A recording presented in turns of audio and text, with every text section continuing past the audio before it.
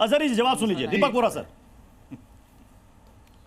बहुत बहुत धन्यवाद सर कि आपने ये मौका दिया है इस बहुत ही अहम मुद्दे पर बातचीत करने का। मैं तो रहा हूँ उस पूरे एरिया में, 6 देशों में आपका राजदूत रहा हूँ, कुछ मुस्लिम देश भी हैं उनमें, और ये भी आप जानते हो 52 साल मुझे कूटनीति में हो गए। अभी मैं मौलाना साहब की बात सुन रहा था, उन्होंने कहा कि 7वीं शताब्दी 8वीं शताब्दी में इस्लाम ने बहुत सारी टेक्नोलॉजी बाकी दुनिया को दी। उससे पहले क्या था? वो जो 2000 साल पहले या 1500 साल पहले की जो इमारतें हैं भारत में हैं, मुस्लिम वर्ल्ड में हैं, पश्चिमी देशों में, वो किसने बनाई थी सर? ये तो मैं इस्लाम आने से पहले की बात कर रहा हूँ। आप सुन लीजिएगा, नाराज़ बाद में होइएगा। दूसरी चीज़, आपको याद होगा कि 45 साल हो गए, आई थिंक 1979 में ईरान में वो क्रांति आई थी, और फिर मक्का की मस्जिद पर उतैबा, जो वहाँ का सबसे बड़ा कबीला है सऊदी अरेबिया का, उन्होंने कब्जा कर लिया था। इख्वान अल मुसलमीन, द मुस्लिम ब्रदरहुड। किससे मदद मांगी थी सऊदी अरेबिया ने?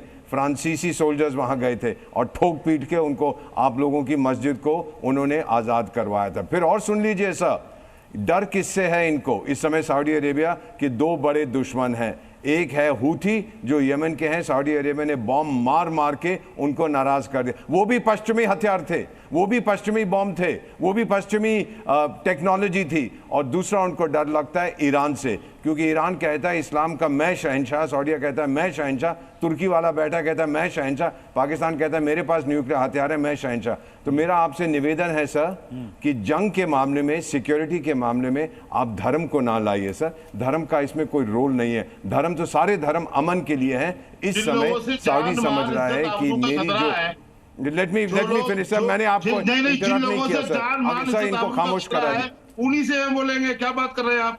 क्यों लेंगे? लड़ लो ना वहां जाके लड़ो। आप अगर खामोश हो जाएंगे तो मैं बात कर सकता हूं। जाके सऊदी अरब से लड़ो। सऊदी अरब तो वास्तविक तौर पर यहाँ के मुसलमानों को मुसलमान भी नहीं मानता। सऊदी अरब वाले तो कहते हैं कि जो परिवर्तन करने हुए लोग हैं वो असली मुसलमान नहीं है। आप वहां जाके सऊदी अरब में जाके नौकरी कर सकते हो, लेकिन वहां की लड़की से शादी नहीं कर सकते।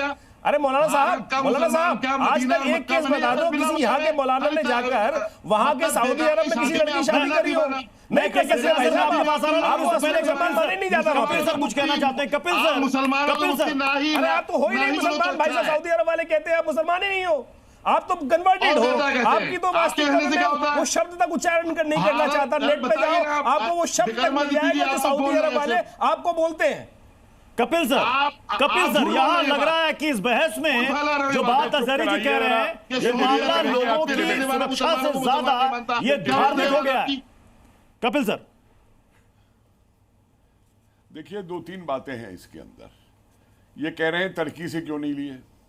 अरे पाकिस्तान ने अभी लिए थे ना टर्की से। हमने तो टर्की का नाम भी नहीं लिया। क्या हाल हुआ उन ड्रोन्स का? अरे साहब, आप अब मुसलमान देश से ले लीजिए, और कौन सा मुसलमान देश आपका बना रहा है हथियार? पाकिस्तान के लेंगे क्या बनाए हुए?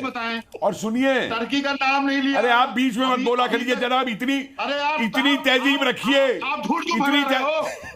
झूठ क्यों बोल रहे हो आप? क्या झूठ फैला रहा हूं मैं? आपने एंकर ने बताया नहीं कि मौलाना लोग कह रहे हैं टर्की से क्यों नहीं लिए? आपने सुना नहीं उनका बयान जो मौलाना का पहले आया? हमने बिना झूठ फैला रहे हो। पास किए जाते हो आप। अरे आप चुप कराइए ना यार। अजहरी जी, आपकी सारी तहजीब के साथ भी करिए बात। अजहरी जी, आपकी सारी आपत्तियां सभी मेहमानों ने सुनी हैं। तहजीब में आप रहिए। आप लोग बदतमीजी करते हैं डिरेंजमेंट करने के लिए, कभी दिमाग से डिबेट नहीं कर सकते हो। आते हो सबसे ही लड़ने के लिए, बकवास तुम कर रहे हो। ये बकवास मत करो मेरे आगे मौलाना। यही करने के लिए आते हो चैनल पर, यही बकवास करने के लिए आते हो चैनल पर। तुम आते हो चैनल पे बकवास करने रोज। अरे आप आते हो बकवास करने के लिए चैनल पर।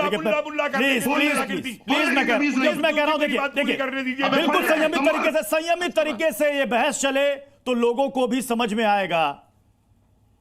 अजहरी जी, आपकी बारी में कोई बीच में इंटरप्ट नहीं कर रहा था। कपिल सर अपनी बात पूरी करें प्लीज।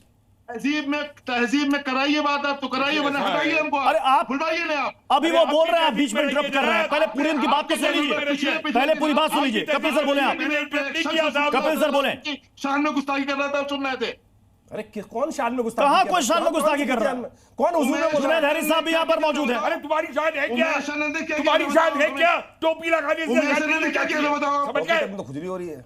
टोपी सिर पे लगाने से दिमाग में अकल नहीं आ जाती है, समझ गए?